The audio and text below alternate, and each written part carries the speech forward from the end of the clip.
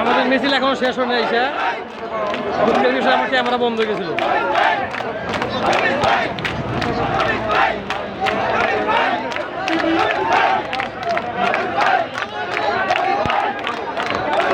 এই যে মানুষের ভালোবাসা, প্রতিবন্ধী সেও কথা বলতে পারে না তো তুমি ভাই।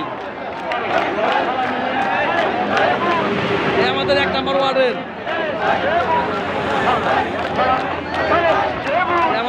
ওয়ার্ডের লোক ধরে আমাদের বাদশা মাহমুদ। বাচ্চা বাচ্চা